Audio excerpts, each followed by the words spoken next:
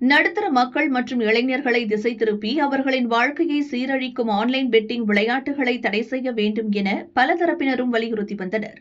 இதையடுத்து ஆன்லைன் விளையாட்டுகளை முறைப்படுத்தவும் மக்களுக்கு கேடு விளைவிக்கும் பெட்டிங் விளையாட்டுகளுக்கு தடை விதிக்கவும் மத்திய அரசு திட்டமிட்டது.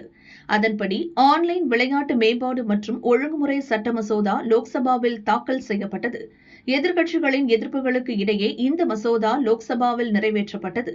இந்நிலையில் இந்த மசோதாவை ராஜ்யசபாவில் மத்திய அமைச்சர் அஸ்வினி வைஷ்ணவ் தாக்கல் செய்தார். அப்போது எதிர்க்கட்சி எம்பிக்கள் கடும் எதிர்ப்பு தெரிவித்தனர். தொடர்ந்து இந்த மசோதா பற்றி அமைச்சர் விளக்கினார். இன்றைய டிஜிட்டல் உலகில் ஆன்லைன் விளையாட்டுகள் அதிக முக்கியத்துவம் வாய்ந்தவையாக உள்ளன.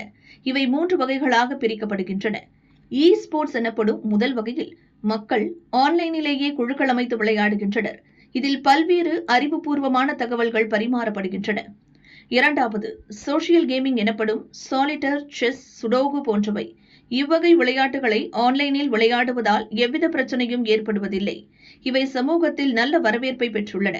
எனவே மேற்கண்ட இருவகை ஆன்லைன் விளையாட்டுகளையும் இந்த மசோதா ஊக்குவிக்கும். மூன்றாவது வகை ஆன்லைன் மணி கேம். இதுதான் மிகவும் ஆபத்தானது.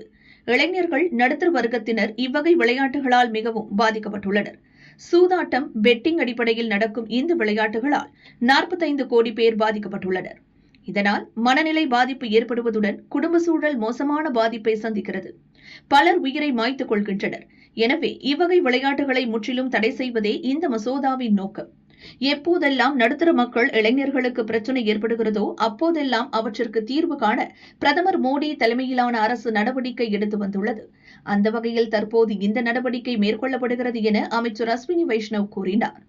கடும் அமளிக்கு இடையே ராஜ்யசபாவிலும் இந்த மசோதா நிறைவேற்றப்பட்டது. லோக்சபா, ராஜ்யசபா ஆகிய இரண்டிலும் மசோதா நிறைவேறியதால் அடுத்து அதை ஜனாதிபதிக்கு அனுப்பி அவரின் ஒப்புதல் பெற்றதும் சட்ட வடிவம் பெறும். தடையை மீறி ஆன்லைன் சூதாட்டத்தை நடத்துவோர் அல்லது அதில் பங்கேற்போருக்கு 3 ஆண்டுகள் வரை சிறை தண்டனையும் 1 கோடி ரூபாய் வரை அபராதமும் விதிக்கும் வகையிலான அம்சங்கள் மசோதாவில் இடம்பெற்றுள்ளன.